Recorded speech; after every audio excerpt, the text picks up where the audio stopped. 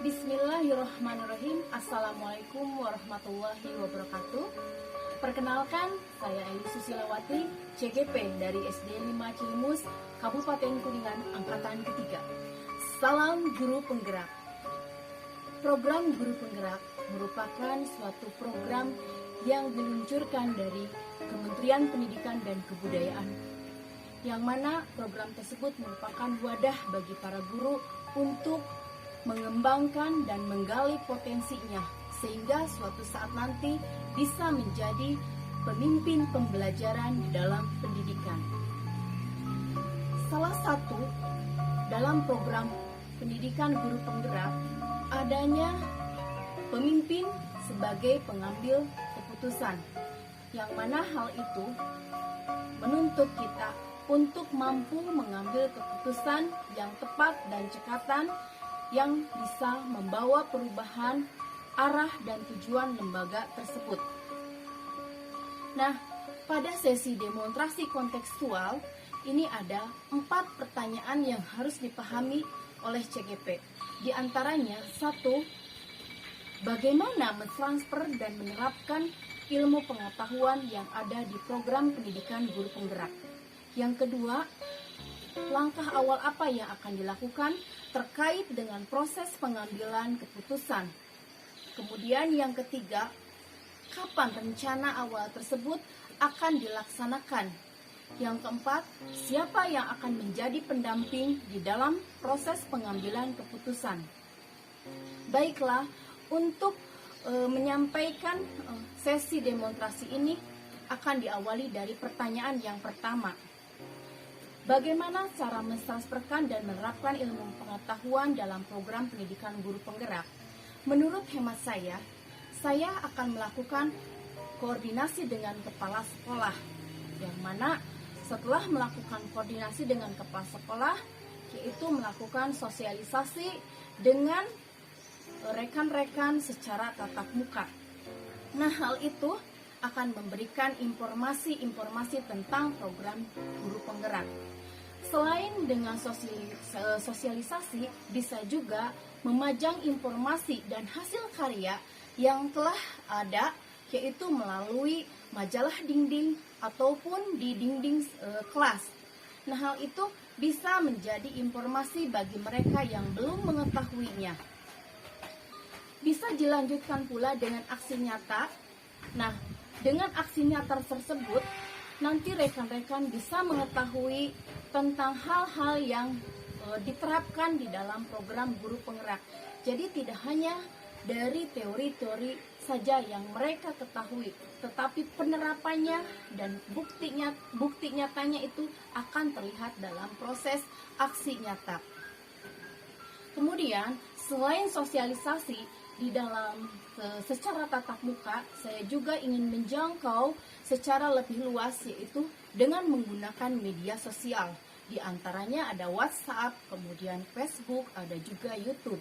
Dengan memberikan informasi kepada media sosial, maka akan memberikan informasi-informasi kepada mereka yang membutuhkannya, sehingga tentang program guru penggerak ini akan diketahui oleh banyaknya orang atau hal-hal yang guru yang lainnya.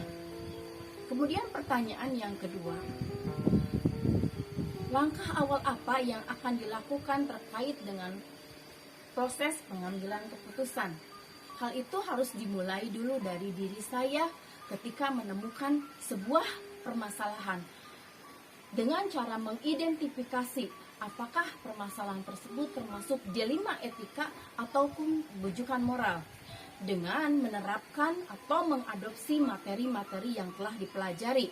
Di antaranya ada 4 paradigma dilema etika, kemudian 3 prinsip pengambilan keputusan, dan 9 langkah pengujian pengambilan keputusan.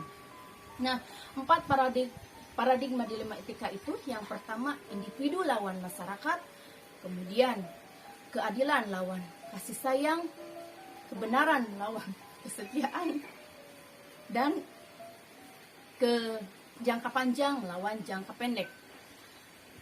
Selanjutnya, 3 proses pengambilan keputusan, yaitu berpikir berbasis rasa peduli, berpikir berbasis ke hasil akhir, kemudian berpikir berbasis peraturan. Ada 9 langkah pengujian dalam pengambilan keputusan. Yang pertama, harus mengenal nilai-nilai yang bertentangan, kemudian siapa yang terlibat dalam permasalahan tersebut, kemudian harus tahu tentang fakta-fakta yang relevan, kemudian harus mengetahui pengujian benar atau salah yang diliputi dari uji legal, uji regulasi, kemudian ada uji intuisi, uji panutan atau idola, dan uji halaman koran. Selanjutnya ada prinsip pengujian resolusi, kemudian pengambilan investigasi opsi terima, dan membuat keputusan lalu melihat keputusan itu kembali serta merefleksikannya. Selanjutnya, pertanyaan yang ketiga yaitu kapan rencana tersebut akan dilaksanakan. Tentunya ketika saya mendapatkan suatu permasalahan, saya harus mencoba dan harus memberanikan untuk menyelesaikan permasalahan tersebut dengan menerapkan tadi materi yang telah dipelajari. Ada 4 paradigma dilema etika, kemudian ada 3 prinsip pengambilan keputusan, dan ada 9 langkah pengujian dalam pengambilan keputusan. Namun, di dalam pengambilan keputusan tersebut, tentunya saya harus berkolaborasi dengan rekan-rekan yang lainnya yang ada di lingkungan saya.